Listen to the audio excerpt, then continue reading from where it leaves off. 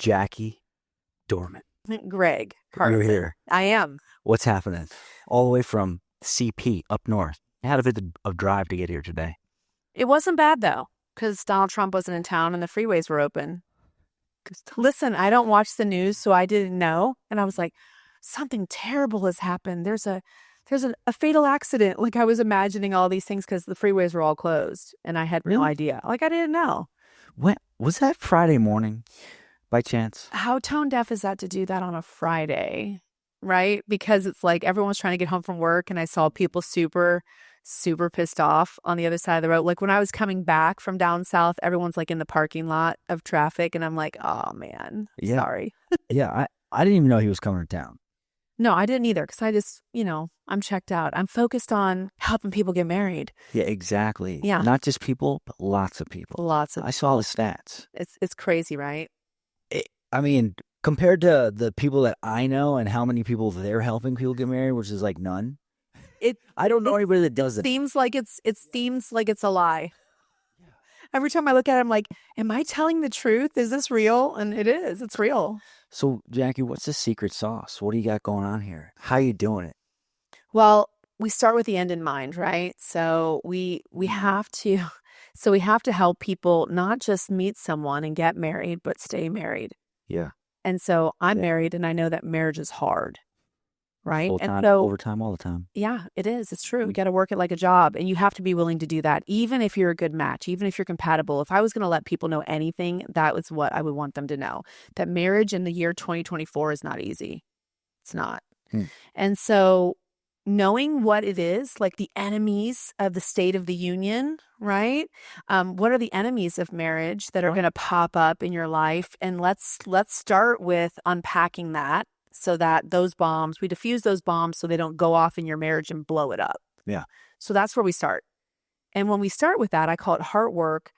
People actually get out of their own way. They don't realize they're in their own way. They think, oh, I just haven't met someone. They have like a whole list of reasons why they're single. But their problem is usually not their problem. It's usually something else that they're not aware of. What's one example of that? So a lot of women think there's no good guys left. No offense. I've heard that. Right? Yeah. They think that everyone is, an F-boy on the internet just looking for sex. They think this, though. They think that, all guys want is one thing. And men do want that one thing, but they also want food. So they at least want two things. So we start unpacking those lies. We diffuse those bombs, right? Yeah. We're like, okay, hey, this isn't true, but it might be your experience because this is what you're attracting. Right? And so people talk about the law of attraction. They're like, maybe it's true, maybe it's not. And I help Christian singles get married. And there is a precedent of a biblical law of attraction that just says what you believe about yourself, you become, and what you become, you attract. So a lot of women will just justify their singleness with there's no guys left. They're all the good ones are married. Everyone else that's left is like, what's left? But what happens is when we start doing the heart work, we start unpacking the lies, where they came from, what attracted them to their last bad experience in the first place. They realize that they're more the problem than they thought. That what they are attracting, they now have to take responsibility for. It's not that that's all that's left. That's all you're attracted to. It makes a huge difference. In your industry, do you have a coined term for that moment when they have that realization by chance? I mean, I call it the revealing for healing, but I think some people call it the aha moment, right? I think Oprah coined that, like, aha. Yeah. But so you've been a part of plenty of aha moments. Oh, yeah. Yeah. Yeah. It's my favorite thing for people to take responsibility for their own experiences and realize that they have more to do with it than they thought. Because victim doesn't help anyone. If you're going to sit in the seat, there's no trophies for victimhood, and if you want to continue to sit there, you're going to stay there. 100%. Right. In anything, in business, in anything. It's like, oh, poor me. The deck is stacked against me. Well, yeah, it is. So how are you going to go? How are you going to make it? What are you going to do? Begs the magic question. What are you going to do about it? What are you going to do about it? And that's my background. I grew up in foster care. I mean, like I had a rough start. Yeah. And so I could have just sat there. I could be some statistic somewhere. But instead, there was something in me that said, this might be my prologue, but it doesn't have to be my epilogue. This is my beginning, but it doesn't have to be my end. Like it was just there, right? Yeah. I think that Da Vinci called it the life's task. It was inside of me saying, you're bigger than this. You're greater than this. This is actually the opposing forces trying to keep you small. So what are you going to do about it? And so I just decided from a young age that I wasn't going to do that. I was going to take that road that was being shown me. I was going to find a new road. And I did. What kind of things did you do? Practical things. I did all kinds of things. I decided I want to get involved in television. I had no education in it and no money for education. So I called every TV studio in the phone book. That's how old the story is. I just called them all until one of them gave me an internship. And I ended up becoming the general manager of that television station eventually. I started as an intern and I became the GM with no education. Like I just wasn't going to let it stop me, whatever it was that was in my way. And I do that with my singles too. Right? I'm like, hey, are you going to let this stop you? Do you really, really want this? Okay, let's go get it. Let's get it. Right? How would you identify that spark inside of you? I think that it's just, for me, it's the Holy Spirit. For me, it's, the divine destiny on my life, leading and guiding me all of my life, even when I didn't know. Because I didn't know for a long time. In fact, I didn't become spiritually aware until I was in my 20s. And I had like a pretty crazy situation, which that story is too long, but where I just became awake. I became awake and I was like, whoa, I'm awake now. I can never unsee this. And so when I had that spiritual awakening, everything started shifting for me. It doesn't mean it was easy. I don't ever want to give that impression. It wasn't easy, but it was definitely worth it. You said earlier that it's hard to date now, or harder. Oh, it is. What makes it harder compared to 50 years ago? 50 years ago, people had the mentality of boy meets girl, boy falls in love with girl, and they get married and they just, make it work and live happily ever after. Right? That's not what happens now. People have at the origin of the meeting, okay, the prelude to the kiss, people have so much baggage. They have already seen way too much. Even people that come from good families, right? Because we have all the movies and the media and the music and all of those ideas that, whether we know it or not, are starting to make up our schema of what we think of men, women, marriage, God, life, ourselves. And we have to get through all that in order to make connection. Yeah, it sets an unrealistic expectation. Oh, well in advance. So in advance. Yeah, I mean, movies are a mess. Yeah, it's completely unrealistic. It's very unrealistic. And a lot of times it's not just unrealistic, it's actually pretty toxic. The love stories, if you've ever noticed the rom-coms, those people, especially now with all the TikTok psychology, they would have been considered like really unhealthy, like narcissist type of personalities. Oh. And yet the movie is showing everything working out, when a lot of times the things that led up to the ending, the happy ending, were very toxic things, where it's like, if this person was really doing this in real life, you probably should run. Yeah. Right? Get a restraining order. Yeah, get a restraining order. Or definitely be like, hey, this is fun, it's wild, but it's also unhealthy. So how do you coach your clients through stuff like this? A lot of people like unhealthy. They really do. And maybe it's because we've grown up on those movies and those books and all those things. Yeah. But they say they hate the roller coaster, but they also really love the roller coaster. And so when they get into a healthy relationship in the juxtaposition with the unhealthy, it's really boring. Sure. It's really boring. Yeah. And, that's why I tell people I've been married for 17 years. I married my neighbor. I married my next door neighbor. Okay. I had already been divorced. I met a kid when I was a teenager. I married him at 20 years old and we got divorced after a decade. I tried to make it work. Everyone in my family had been divorced like more than once. And I'm like, I'm not going to be divorced. And I don't think anyone says when I grow up, I want to be divorced. No one says that. But sometimes it's inevitable. Sometimes it's necessary. Sometimes it's not a divorce. Sometimes it's a rescue mission. And in my situation, it was. I married this guy with all this terrible information. I say that there were more red flags than NASCAR, but I just raced down the altar anyway because I didn't have any model of what healthy relationship looked like. And so I thought this is what it was supposed to look like, right? And it burned hot and fast. And that felt good until it didn't, right? And so after 10 years, I got out of that marriage, had no inclination of getting remarried. And this guy moves in next door to me. At the time, I had a 5-year-old daughter, and I'm like, okay, Mama Bear is out. This guy's moving in next door. I got an email the week prior that said a sex offender was moving into my neighborhood. This is the only dude that was moving in. So I'm like, 1 + 1 = sex offender. Your next door neighbor. Right. And so he had a 9-year-old daughter and an 11-year-old son. And his 9-year-old daughter befriended my almost 6-year-old daughter. And I was like, oh no, this is not happening. So I told him off. I went in my front yard and I yelled at him. I said, look, bro, I know who you are. And so my daughter's not allowed at your house. And then I just turned around and walked away. Thankfully, another neighbor who was not crazy was watching. And she had because she was like one of those neighbors that went through your trash when you're sleeping. Like she knew everything about everyone in the neighborhood. And so she was like, what's wrong with you? And I was like, didn't you get the email? She's like, what email? And I told her, she's like, that's not this guy. She had already spent 2 hours interrogating him when he first moved in.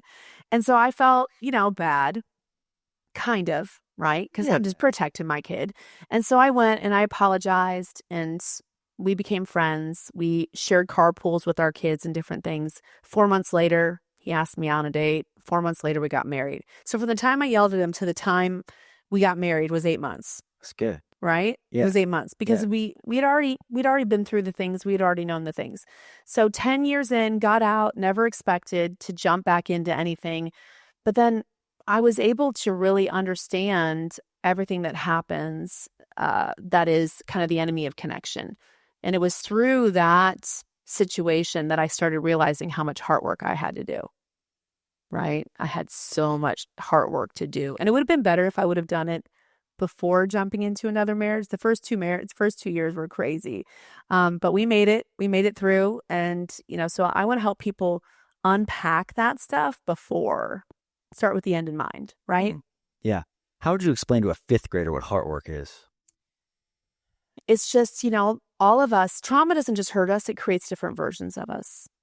And so it's recognizing the counterfeit ways that we react in situations, the things that are not serving us, the things that are keeping us stuck, the tethers that we have to the past that are not allowing us to move forward. Okay. And maybe a 5th grader wouldn't understand that. Yeah, tethered to the past. I don't know. Yeah, tethered. Yeah, 5th grade, is that a 5th grade word? I don't know.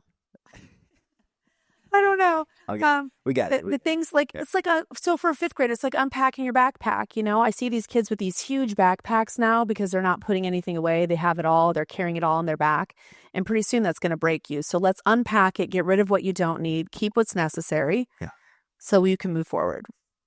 Cool? Yeah, that's good. Okay. That makes total sense. Yeah. So when it comes to the people you're helping now, what does a day in the life look like?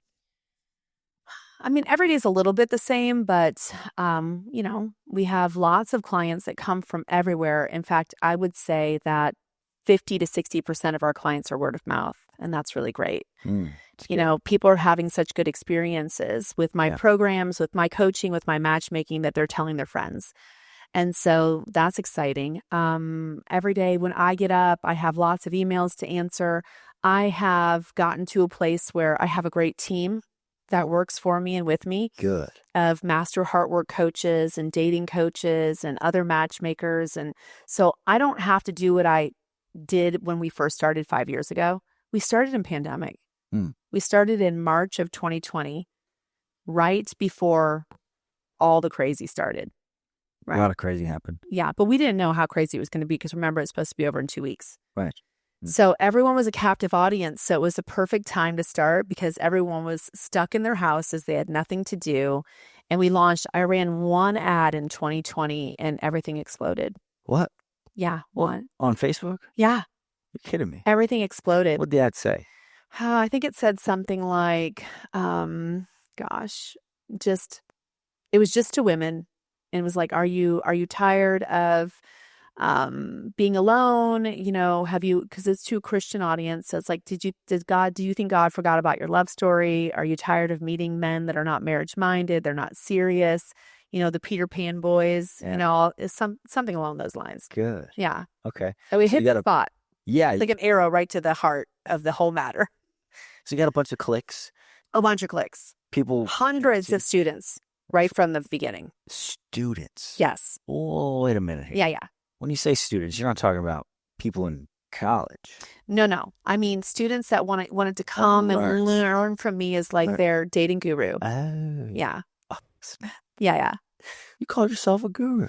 I did. How do you feel about that? Well, I helped 15 of my friends get married before this. So I always knew that I was the matchmaker. I was the person that people came to for dating advice. I helped a lot of my friends actually stay married in marriages that had a lot of good bones, but they just needed to grow up. They were super selfish. They just needed to, work together, pull together and not pull apart. So I've helped people get married. I've helped people stay married. I've helped people get divorced. I call myself the matchmaker and the matchbreaker because once again, sometimes it's a rescue mission. Sometimes there's no other choice but to get out. Oh. So I knew that I had a lot to offer and I wanted to do this. And so I threw it against the wall to see what stuck in 2020 and it stuck. I think that you have an artistic capability to do what you do. Like that's how I would look at it from the outside in. That's how I would label it. Like a creativity. A creativity. Yeah. Yeah. Where does that come from? I've been around a lot of bad relationships, and I think that I also have a really vivid imagination and an idealism that's always been in my heart of what I think things could be and maybe even should be.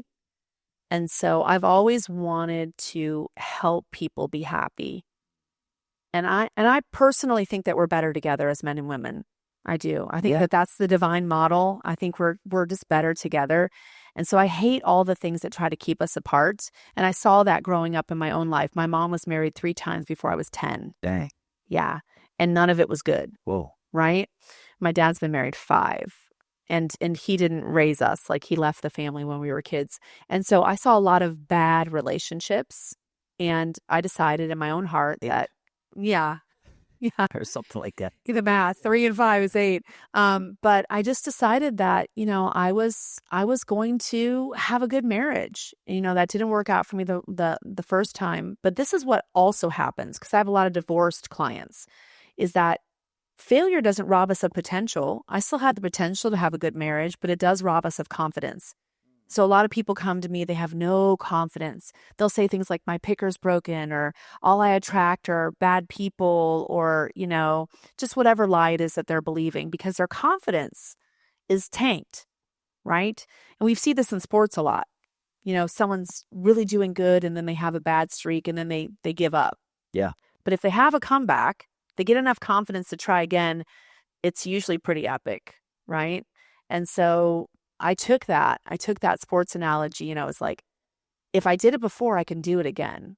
If someone else has done it before, then I can do it. Surely. Right? Yeah. And so I apply that kind of strategy to my divorce clients as well. What's been the most surprising thing to you when working with all of these people, being in this industry? Most surprising thing, that's such a good question. I think the most surprising thing is that it's not really surprising, but I think that the most poignant thing is that everyone just wants to be loved. They really do. Even the biggest, avoidant attached, we get this whole attachment theory right now, right? Even the people that never have been in a relationship, they desperately want connection. They just are afraid. So I think the most poignant thing is that, everybody, we're created for connection. Everybody wants it. I'm about to raise a real hot topic here right now. Okay, I love it. Narcissism. Yes. It's like the coin. It's like the word of the hour, right? Narcissist. Yeah. Yeah. What happens if you identify that in somebody? Well, do you think they're helpable? I identify it in everyone. I think that we are all a little bit narcissist. Okay. Right? Mm-hmm. The problem is that some people have it to a clinical level. And really what that is that they've had so much trauma, that now they don't have any empathy for other people's pain. Dang. That's really what's happening. Yeah.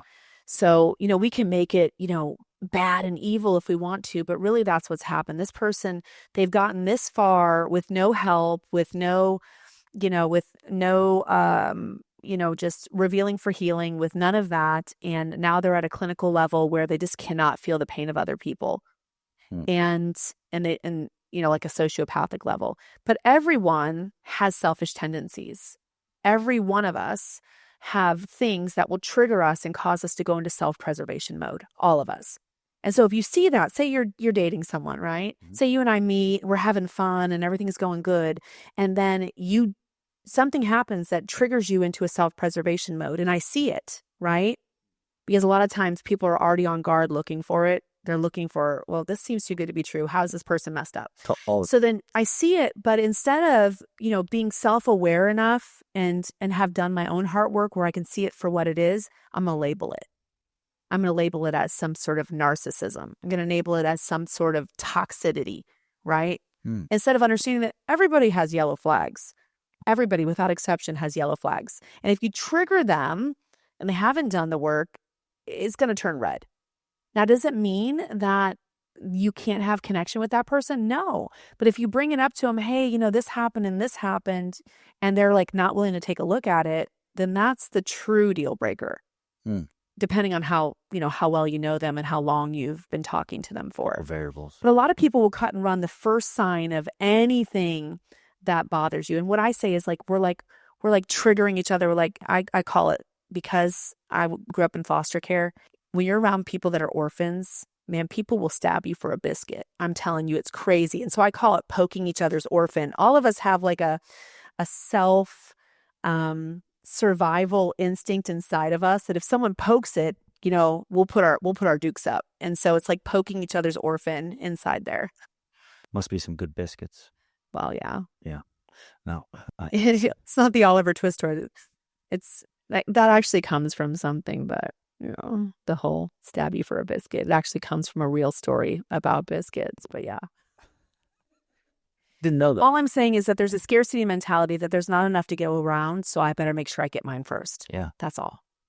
Now, when you're helping your people, your clients, your students. So I have students. I have clients. So I have students and clients. So yeah, I have students that are in my programs, but I also have matchmaking clients. So there's different degrees of how people work with me and work with my team. And do they have to be Christian? No, they don't. They don't have to be Christian, but because that's how we started out. Yeah. I feel like that's a lot of what we draw, and not even necessarily Christian, but someone who wants to make a faith match. Like I own something called Spirit Mate Match. So there's soulmates, but then there's spirit mates, people that want to partner with someone who shares the same faith as them. So whatever that is, Jewish, Christian, so that's more of that. But I am working on a project that's more for people who they might be undecided, they might be agnostic, they might not have a lot of spirituality, although everyone has some kind of spirituality. Okay. Right? Yeah, I agree. Everyone has something. Yeah. Have you ever had to fire a client? Oh, absolutely. I'd love to hear a story or two. You want to hear the tea? Okay, let's see. I think these are just kind of funny. Just people behaving badly. I have had to fire a matchmaking client who didn't want to do the work. Yeah. And because of that, they were so picky that no one was good enough. Right. Right. They have this list and you can present them the list and they're still going to find a flaw. They're still going to find something because they're avoidantly attached. And people that are avoidant to that level and they're not willing to do the work, they will find something wrong that gives them permission to not connect. And that's just a waste of my time. Yeah. It's a waste of my time. Okay. Right? You're going to say we can't work together? Yeah. Okay. Right. And then if I have had clients that I've fired because they really, truly were, didn't have good morals. They were doing things that they really needed to get some therapy for. Like what? So just wanting, in a vague sense, just wanting physical connection, just wanting to find someone to have sex with, or, okay. It's like, why would you pay for a matchmaker if you just want a booty call? You can get that for free yourself on a dating app, Oh, can you? I mean, most people can. I mean, these people, the level that these people were at as far as their looks and what they had going for them, for sure, they could have done it themselves. Yeah. No problem. So you're doing a lot of work, right? You're growing exponentially. Is that right? We're growing exponentially. It's true. Yeah. What's the big picture for what you're doing here? I wish I could tell you. Like, I feel like it has sort of a mind of its own where, we're definitely in an expansion time where like my materials just got translated into Spanish and Portuguese. So we're going after the Brazilian market Good. right now. Yeah. We already went after the Colombia market. We had a singles conference in Colombia this last year, 24. Who spoke? Me with an interpreter. Okay. Yeah, I know. It's so hard. Right. Because you got to pause. Well, and I talk fast, as you can tell. Oh, yeah. Right. So I felt like, I don't know, it was weird. I was like saying 2 or 3 words and then stopping, and and I was kind of losing my mojo a little bit. It was not easy. But it's a practice to be able to say what you're going to say, then pause. Yeah. Say what you're going to say again to get that momentum. Yes. Stop the momentum. Yeah. Right. And I feel like you have to have chemistry with your interpreter. Really? Like, you have to have chemistry. You have to be like on the same frequency somehow. Dang. Yeah. You see, you would never know that unless you've done it. Yeah. It definitely was an experience, and I'm going to do it again. What was the name of that conference? It was in Spanish. Okay. How about I'm gonna okay, anyone who's listening, okay, I'm gonna jack this up because also I have phonetic dyslexia. I want to tell you that right now. So I can't sound out words, which makes me like not a candidate to learn a foreign language. Because you have to, it's all like hearing the things. So it was called La Labor del Corazon. Okay. The work of the heart. The labor of the heart. Oh, you speak Spanish. Poquito. Oh, there we go. So yeah, so that's what it was called. Okay. Well, yeah. What about the next one that you've got coming up? I think that's going to just be under the Last Year Single banner. The what? That's the name of my program, Last Year Single. Last Year Single. Yeah. Okay. Yeah. Awesome. Okay. And the reason why it's called that is because, people wanted to partner yesterday. Like they don't want to wait any longer. But at the same time, if you really believe this is your last year single, you got some loose ends to tie up. Dang. It's not just meeting the person. It's also navigating the other things, the other moving pieces around that to make sure that, this relationship can go forward faster. Mm-hmm. Right? How many people trip over a good relationship, the stuff that they have not done and not worked on in the first few months, and maybe even break up? Like that relationship could have gone the distance, but you weren't ready for it.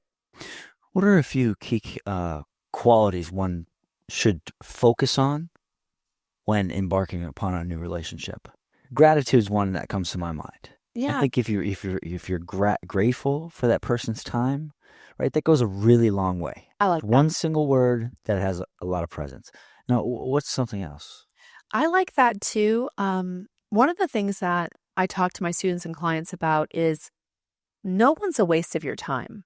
Like we shouldn't see people like that. I just think you can learn something from everyone. And yeah, maybe they're not a love connection, but just like you just said, being grateful that someone, spent their time. It's an unrenewable resource. They spent some time with you. Yeah. And I think if we approach it like that, then we would have less bitterness towards things that don't turn romantic. If we just see it as, this is someone that spent time with me and I learned something from, I gave them something, they gave me something, and it's just going to make me better for the person that is my person kind of idea. Yeah, it kind of reminds me of negotiations. Okay. Right, because that's essentially what you're doing, and I think it's possible to remove a lot of the emotion out of it in the early phases. I think you should. Yeah, because you're simply seeing like, hey, here's my chess move. Now it's your turn. Yeah. Oh, okay. Well, that's not going to work for me. And the game is over. Thank you so much for playing. Right? It can be seen that way, right? Yeah. Although I do teach my students it's a yes until it's a no. Right. So, I mean, you're playing the game. We need to give it a little bit more yeses before we no, unless it's a hard pass for some reason. Sure. Have you ever seen that meme with, I don't remember what show it's from, but he's like negotiating with her for marriage, and then they the vacation home is where they're okay up till then. You're single, I'm single. Let's get together. Yeah. 3 kids, two, I don't know how you have 2.5 kids, but 2.5, okay. Live in the Cape, live in Manhattan. They keep going back and forth until they get to the vacation, and she wants it at the Cape and he wants it, somewhere else. And he's like, negotiation? No? All right. We tried, kind of thing. It's really funny. You need to see it. I got to see that one. Yeah. Yeah. I'll send it to you. Thank you. Yeah, I will. Okay. But yeah, it's definitely a negotiation for a good bit of time. And I think that patience is underrated when it Sure. comes to dating. Yeah. And I think, based on your previous point, that a lot of that's driven from the movies, from the Instagram, all these outside sources that are just like putting so much pressure on living a certain way by a certain time. It's so true. I mean, the It's movie malarkey. it has to wrap it all up in 2 hours, right? Yeah. It's like, how long have these people even known each other? And now they're saying, I love you, and they're getting married. Like, how long? Like, what type of span? If you think about most rom-coms, it all happens in like a week, Yeah. unless Right. it's Yeah, like it's the movie fast. that's over 10 years where they keep breaking up and making up. But most of them, it's like 1 week, and then we see them getting married at the end. Like, what happened here? Now, on the contrast, right? Right? On these special occasions, I'd call it, you've got people that might yell at somebody and then 8 months later are married, right? Like me. Like you. Right. So what have we got to say about things like that? Well, listen, sometimes it does happen fast. Yeah.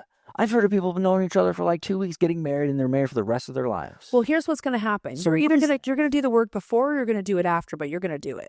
So it boils down to the work. Is that what I'm hearing? Yeah, you're going to do it before or after. So if you get married fast like that, even like us, 8 months, Yeah. there's so much you don't know about this person. And so you're going to have to work that stuff out in marriage instead of before marriage. You see what I'm saying? But either way, you're going to have to work it out. There is no true love that's road run smooth. It's just not real. It's not a real thing. And remember, I've had a front row seat to hundreds and hundreds and hundreds and hundreds and hundreds of love stories now. Like we're over 800, right? And so what people see, the cute pictures that I post on my Instagram of these success stories, they don't know what went into it, right? In every single case. And there are people that get married quickly that I'm like, hey, I don't think you should do that. And they do it anyway. They do it anyway. Like I just had that happen. There's a bunch of stuff going on in the families. Like, so divorce has a lot of moving pieces. It's not just about you, especially if you have kids. It's a blended family coming together. And so there were things that I thought were going to be tripwires for this relationship. And I was like, hey, there's no reason to rush this, right? Really pull back the layers first. Yes. And you saw it from a 360-degree view. Right. And they didn't want to listen. No, I mean, they were going to get married, and I think that they definitely are a great couple, but they didn't wait for everyone else to be ready. And sometimes a lot of times not about you, especially if it's a blended family. You have to wait for the kids to be ready too. So you don't know this because you don't have that situation, but there are a lot of people in your age bracket that have a child now, or they're married, they've been married before. So there are other people that you have to think about, not just yourself. Are they ready? You might be ready, but are they ready? And so in this case, that was the situation. But I've had other cases where someone was rushing something. I saw red flags. I called it. They got married anyway, not with blended families, but just got married anyway. Got married really fast. One woman I actually called at 2:00 in the morning and said, please don't get married tomorrow. What? Tomorrow? Yeah, please don't get married tomorrow. That's like some gold to make that phone call. It was an elopement. There was no money that was going to be wasted. So it wasn't like, oh, we're calling this thing off, kind of thing. And, because a lot of times people won't call something off, even if they have their own gut instinct that it's not time or it's not right, because they're afraid of offending everybody else. Yeah. Right. And so they're afraid of the aftermath of that. But they did it anyway, and they're divorced now. Should have listened to Jackie. Well, I'm just saying. I mean, matchmaker, matchbreaker, definitely. And that's why sometimes it's important to have someone else who's objectively looking at the situation and not just you, especially if you have in the past gotten yourself in a lot of unhealthy stuff, right? Let someone who doesn't have the same filters or blind spots look at it with you, not just you. Yeah. Yeah. Yeah. I mean, you believe in coaching, right? Not just worse. Not in dating, just in anything. Anything. Right? Yeah, 100%. Yeah, I know you do. Because you're successful, and that's why. Because successful people have coaches. Even Michael Jordan had a coach up until his last day playing basketball. Wow, I didn't even know that. That's amazing. Yeah. Yeah. Coaches for all of his stuff. So, yeah, I remember doing that in my last relationship. I asked my friends. I said, hey, I want to introduce you to my girlfriend, and I want to get your completely transparent opinion on this because Yeah, I don't really know. You can only see this much. Yeah. Your friends can see everything else. Yeah. That's super important. It is. So are you single? I am. Right. So you don't have a girlfriend anymore. No. Okay. Well, Now you've met the matchmaker in person. So, oh, snap. so now you're on my radar. Yeah. Oh boy, here comes the emails. Let's go. Let's do this. Let's do it. It's cool. Yeah. Now, oh shoot, where was I going to go with this one? I had a Coaches. question. With the couples, what is the most prominent challenge that you see? I'm talking on a percentage basis. What's the most typical conversation when it comes to challenges in marriages today? Communication. What does that mean? It just means that people are not communicating effectively because people have so many filters. Like you can be having a conversation with someone, but because that communication has to get through all the layers of what they believe about themselves, about you, about marriage, about everything, even the topic you're talking about, a lot of times that you're talking to each other, but you're not hearing each other. I can't tell you how many times I've had couples coaching where I coach a couple and the problem that they're having is just that neither one of them are understanding what the other person is trying to say, and it's because of what I'm saying. It's because we all have all these layers and we don't realize it. We have so many layers. Where do they come from? They come from our upbringings, right? A lot of things come from origin family. I would say Sure. 70% come from origin family or lack of origin family. But then just where you grew up, where you come from, what are your experiences? I mean, we're all, you know how there's a saying that says you're the sum total of all your experiences? Mm-hmm. Well, it's true. And it's not actually a good thing, right? Depending on what your experience is. It's a bad thing. It can. And so that's why unpacking that stuff, once again, heart work, that is the most important thing if you want to really be able to understand someone else at an intimate level. Dang. Yeah. And so everything comes back to communication. So couples have, sex issues, communication.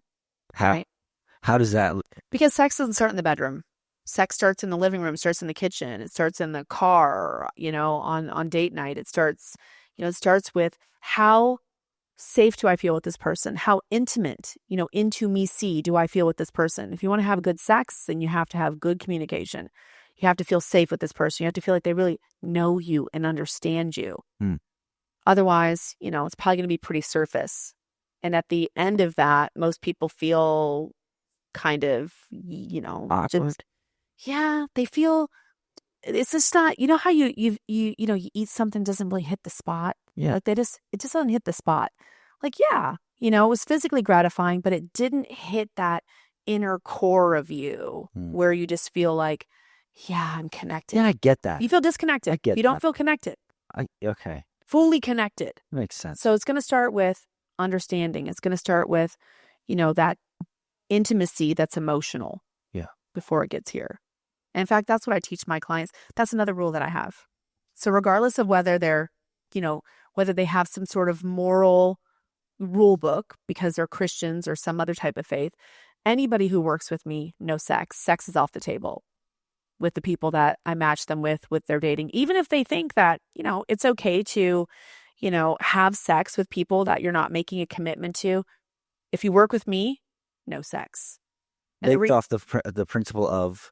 Based off the principle of if we go straight to physical intimacy, we will not develop the right communication. We will not develop emotional intimacy. We will not, we will miss red flags. We will miss all kinds of. The way I describe it is it puts on blinders. Is that true? It does. It does put on. On a biological level, how does that happen? Is that oxytocin stuff or something? Well, because you're skipping. Yeah, that's true. And women actually release a chemical. Detachment. Hold on. They do. There's oxytocin. They do. And there's another one. There's another one. There's another one. Might be another tocin. Yeah. Because listen, your body doesn't. So the animal part of us, right? Our bodies don't understand biologically that, that this is protected. Yeah. Right? That there is no chance of procreation. And so for a female, There's always a chance of procreation biologically. That's what your body knows. Yeah. So it doesn't take into all the science and all that technology. And so you're going to immediately try to attach to your baby daddy, even if it's not your baby daddy, because there was nothing that there was nothing created there. Yeah, that's what happens. So do you think it's a myth when these women out there say, "Oh, I'm not attached," and they go hang out with some dudes, 100%, and they just 1,000%, really 1,000%. But this is just women trying to keep up with male unattachment. Why would they do that? Because we want to level the playing field, right? We're empowered. We don't want you to think that we're attached to you and you're not attached to us. And I think that that's actually become like part of our culture now. Like women, like we could be promiscuous, we can have sex with multiple partners. We don't get attached either. You're not the only ones that don't get attached. We don't get attached. And we see that. You see that in all the protagonists, like Olivia Pope from Scandal. Like, you see like all I don't know what that is, but I'll take your word for it. Like there's the women that we admire. Yeah. Right. That that are badass, that we want to be like, are the ones that don't get attached, that are aloof, that, you have to win us over. We don't need a man kind of thing. Dang. And so, yeah, I mean, all that is trauma-based identity. That's all that is. Remember, I said trauma doesn't just hurt you. It creates different versions of you. So mass trauma has created this version of woman, right? So clients, no sex, because I want them to actually get to know this person and find out if they're compatible beyond that. If you're compatible there, wonderful. All right. But if you don't have a soul compatibility, if you don't really enjoy this person, this is gonna burn, red hot and out. It's gonna burn out. And if we base a commitment, a marriage on that, we're in big trouble. It's a bad day. It's a bad day. Boy. It's a bad day. Oh, geez. It is. But the reason why I bring it up is because so many people, this is where they are. They're right here. They're looking for the butterflies, the physical connection, the infatuation. And they don't understand that even scientifically, infatuation cannot last more than 18 months. And then where are you? And I've never seen it last that long. Then where are you? I mean, this person, you're going to get the ick. You're going to get the ick on this person way before 18 months. And so there better be something deeper that is attaching you to them. The soul connection. Yeah. Yeah. And the vision for your life in the future. Yeah. Even if you're not spiritual, you have a soul connection. Yeah. You do. Even if you maybe don't believe in it, it's there. So if you were to have not a rude awakening, but just a reality check with the general public, right? What would you say to them that would possibly cause an impact? If I was going to give them a reality check? Give the public, the people that might not necessarily get it at the moment. About what? About partnership, about marriage, about finding the right mate. Well, first of all, I think that people, and I understand how people got here, but my hot take on that would be it's way more important than you think it is. I think a lot of people are like, yeah, I think I'm just going to sit this one out. I believe that marriage is the maturity plan for your life. I do. I think men and women are better together. I think that we stay, unless you have something else that's radically maturing you, I think we stay hopelessly selfish when we don't partner. I do. I think that unless you are very, philanthropic, unless, you've devoted your life to serving others some other way, I think that you're going to stay immature. You're going to stay focused on self. Yeah, the marriage shines a flashlight on anything that's in your closet. It will stretch you, and it's supposed to. Right. And if you add some kids to that too, that's really going to stretch you. Oh my. Right? Yeah. In a good way. It's gonna help you become the best version of yourself. See, society has told us that it holds us back, especially as women. But men believe that too. They believe it's a trap. I remember I went viral on TikTok when I first went on there for the wrong reasons. Because I was talking about marriage and I didn't realize that marriage was a cuss word. So as soon as I said it, people were like, who's this lady? Like I had like 250,000 views like immediately on my video because I said the word marriage. And people think, in fact, one guy on there said, marriage is always a bad thing for men. Like men, there's nothing beneficial for marriage for a man. And I was like, whoa, all right, why do you think this? Talk to me. What's up? And just like it always is in the woman's favor because, she's going to divorce you. She's going to get everything, all the stuff. And it's like, okay, so you have some bad trauma here that has given you. So this is what would need to be unpacked for this person to ever be able to trust someone and partner with them. Yeah. So people think that marriage is holding them back when really it is the one thing, partnering is the one thing that is actually going to cause you to become the version of yourself that is going to be able to fulfill that life's task. It really is. Very few people can do it without a partner unless they have some different type of partnership, like I just said, like some sort of altruistic thing that they have going on in their life. As you said that earlier, I was thinking about what are some examples of that? I don't even know. Going into the military, but maybe something like going that. to war, maybe that'll mature you. I know we don't have any of those that we send people to unless they're in the military already, like the draft. We're not electing you like you might elect to, but and people say stuff like that. They say hard times make strong men. It's like, and then they're like, times are so easy and this is why we have so many weak men. I don't agree with that. I think that men don't know who to be to society because they're being told so many different things. Sure. Right. And so I do have a men's program too. So a lot of people think I only work with women, and that's what I set out to do. But then all of a sudden, I was told by someone who read one of my books, a guy, well-known guy, and he was like, hey, I took this on tour with me and I read it, and this book's for men, not just women. And I was like, well, really? Because there's a lot of female language in it. And he's like, it's amazing. This is my book, The Heart Work. And so just as a test, on my personal Facebook, I was like, hey, any of my guy friends want to do their heart work? 200 guys showed up immediately. Whoa. I opened a Facebook group for them, 200 bros in 2020, and that group is over 1,000 now. Yeah.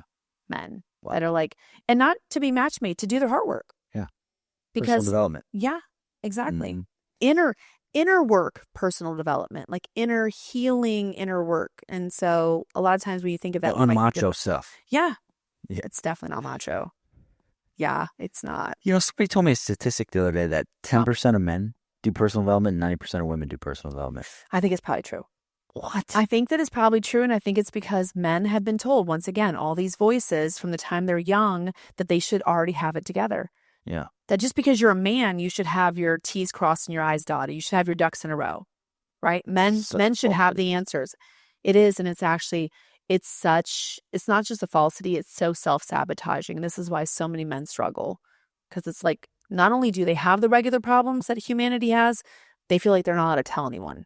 It's awful. It's awful. A ticking bomb of some sort. Not really. They don't really explode, but it's just like it's actually putting out the flame. Slowly but surely. Yeah. Yeah. Yeah. So if you were to go into a marriage, right, fresh, never married before, but you knew all the things that you know from your line of work, what would you say to yourself to be prepared, to get in that mindset that, okay, this is going to be challenging and I'm going to grow a lot? Yeah. What would you say to be as a helpful statement? If I was getting married right now, knowing everything that I know, I would be very, very humble with my partner. I would let them know that, these are the things that I deal with, that I know of.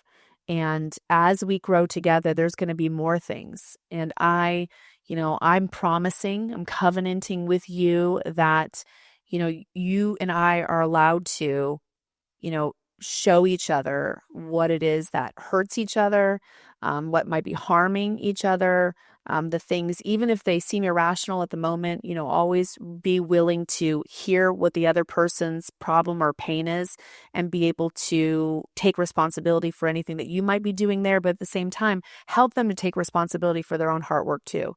I mean, I think being really transparent in communication and giving, and I think this with your children as well, giving your partner or your children permission to tell you what behavior hurts them and really being willing to take a look at what's behind that behavior. I think that would make all the difference. And that goes back to the communication piece. Yeah. But being truthful in communication, I think a lot of people don't want to admit they've done something wrong because somewhere in their life they've equated doing something wrong with actually being bad. I was just talking about this with my daughter. They think if I've done something wrong, that means that I'm wrong, I'm bad. And so they justify wrong behavior. They make excuses for it instead of dealing with it because they can't handle the feeling of I'm bad, because if I'm bad, then I deserve to be punished, right? So there's this whole dichotomy around that. Okay. Yeah. Well, Makes sense? Well said. Yeah. Yeah. Total sense. Yeah. I didn't expect anything less, by the way. Okay. Thank you. So we're going to play a fun little game. Okay. Get to know Jackie. All right. I'm going to spitfire some questions your way. All right. And the first answer that comes to mind, let it rip. Okay. Okay. Ready? Best date spot in the greater Austin area. Oh, I have not explored Austin at all. I would just say the lake. Which lake? Lake Travis. What do you do on the lake? Chill. Get on a boat? Yeah, that sounds fun. Okay. So a boat day on the lake. I think that sounds great. Awesome. I like the water. Okay. Favorite restaurant? Right now it's Abba. Oh, hell yeah. Yeah. Yeah, that place is good. It's so good. And I just like the vibe. The vibe is great. You got to have a reservation though still. You can sit there for hours. You can. It's great. Yeah, just vibing. Love it. Book that changed your life. The Changes That Heal by Henry Cloud. Changes That Heal. I'm going to have to make a note of that. Yeah, it's a clinical book, so it's like case study after case study. But I mean, it's 20 years worth of therapy in that book. Yeah. And what's one thing that if people around the world knew you for, what would you want that one thing to be? I would want them to know me as someone who helped them break free from whatever was keeping them from greatness. Yeah. Yeah. Just someone who just busts through all the BS in their lives, all the intrusive voices and thoughts that they have that keep them small. I would want to be known as that. That's fired up. Yeah. Yeah. Yeah. You've been like that for a while, yeah? I have. Well, I had to be. It was either that or just, be a statistic. Yeah. Yeah. I mean, I come from Cleveland. It's shit. rough there, bro. It's mean in the street. It really is. Cleveland. It is. I've never been up there.